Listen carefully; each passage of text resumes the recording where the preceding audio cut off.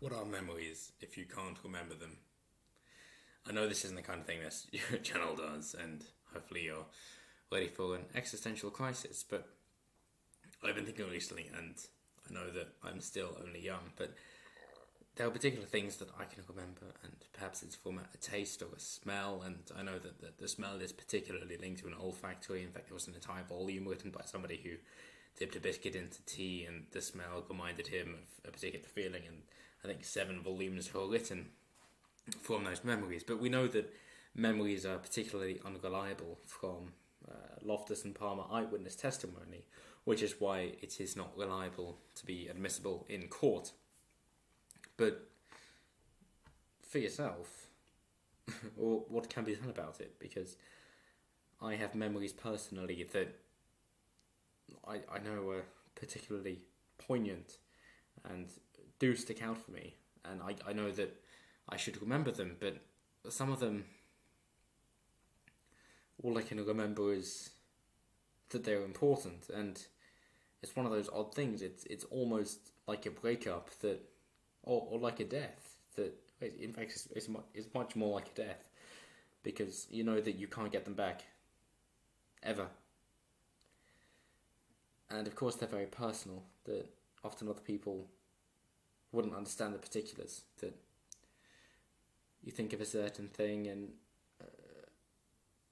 particularly if it's of a time gone by, and may even be about a past relationship or a breakup, that sort of thing. That even if you've moved over the person, particularly, that's fine. You're more drawn to how you felt at the time, and that's the sticking point. And I remember there's a particularly obscure thing I've done in the past that I might mention in a future video, but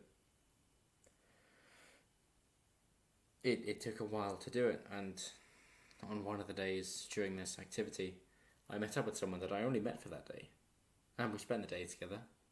We had a good time together. We both completed the activity separately, and then we met up a year later, and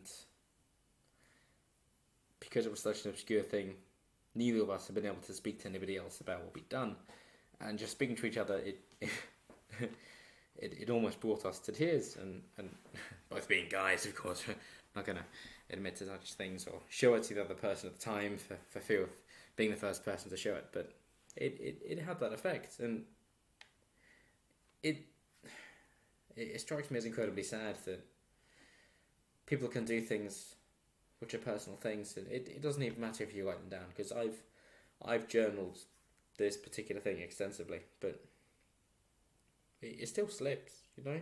That I'm sure you've had it before, that you can take a photo of something and you don't remember taking the photo, or you can write something down and you don't remember writing it down, and you can read a journal entry and you don't remember writing it or whatever happening, and it's an odd thing that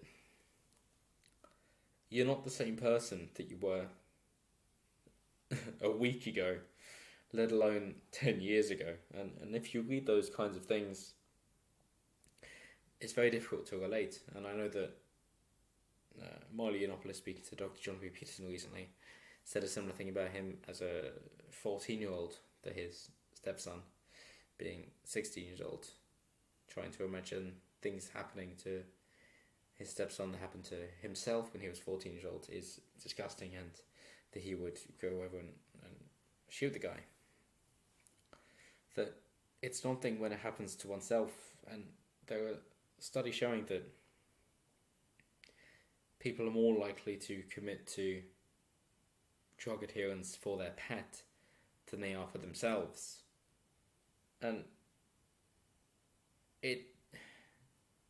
it's a really odd thing to see that people seem to have such little respect for themselves, but wish to do so much for others. And I don't want this to get political, otherwise I'd go down the route of why people, you know, think they're helping others, are just causing more damage in the process, and point out particular groups. But it's an odd thing to think that your previous experiences shaped who you are. and your memories are responsible for that. And as Bill Burr, a comedian, has pointed out, that once you hear a joke, it goes into your head and aligns with all your previous experiences, and you understand it at least slightly differently to everybody else. And therefore you cannot know the intent of the person who said it, because everything is so subjective, it seems. That maybe you can agree on objective reality, especially things created by humans, like maths, for example, but although you can agree on the answer and that it all follows the mathematical principles, that your own particular way of understanding it is unique to you. And especially when it comes to personal things, like memories that literally nobody else has had. That is what makes you unique. Your memories are unique to you. Nobody has them. People can technically take them away. I know of a guy who was at university, and I think halfway through his second term, I think it was, I believe he got drunk too much, who knows what else he had, and completely forgot his entire terms or semesters at university, or why he even went there in the first place. So obviously they can be taken away, but they can't be implanted, at least not yet.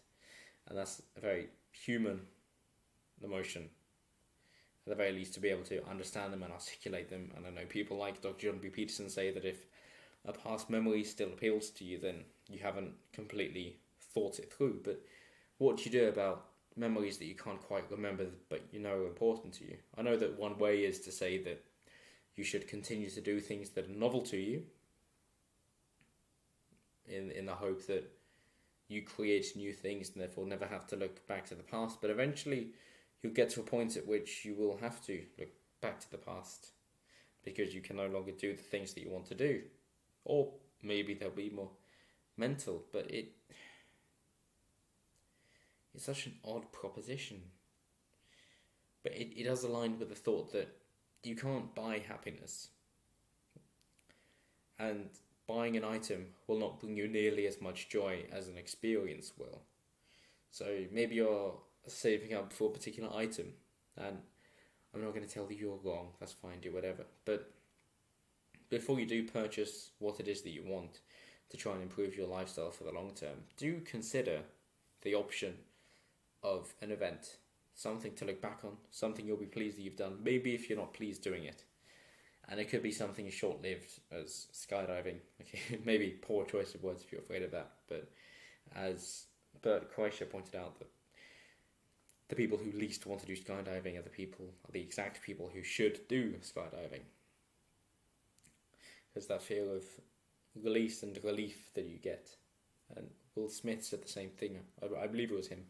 That him and his friends agreed to go skydiving, and then thought, I think they were drunk at a bar, and it was a week later they were supposed to do it, and he was hoping everybody else would opt out, and maybe other people were thinking the same, but nobody did, so they actually did it. And that when skydiving, they count to 3, so they go 1, 2, and they go on 2, because when they go to 3, people hold on to the edge of the aircraft, and they don't want that to happen, obviously, because then they're more in control of it, because you've got somebody strapped to your back, because you don't know how to parachute properly.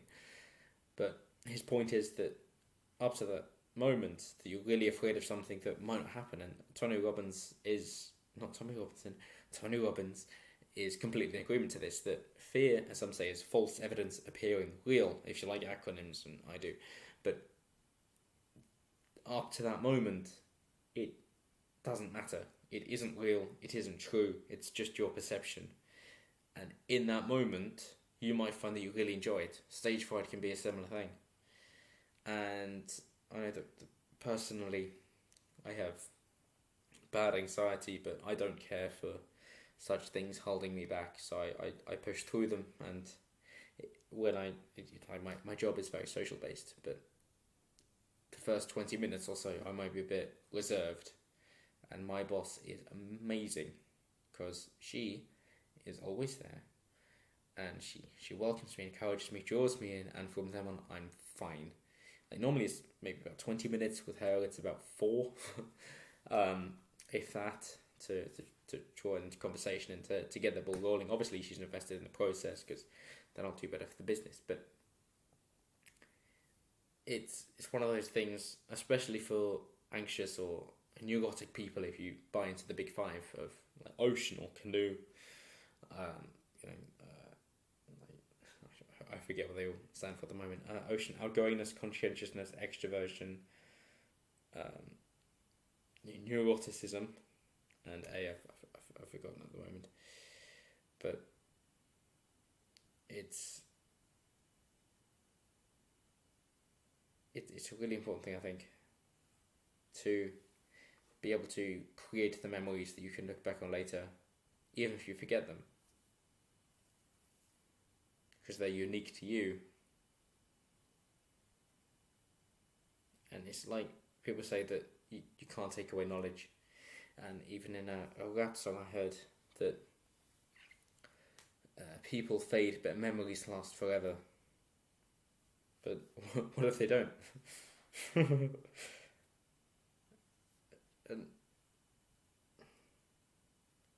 I know that in this digital age that it's very easy to watch videos or television or read social media, but at least for my sake, and it's for yours, but hey, just do it for me if you have to.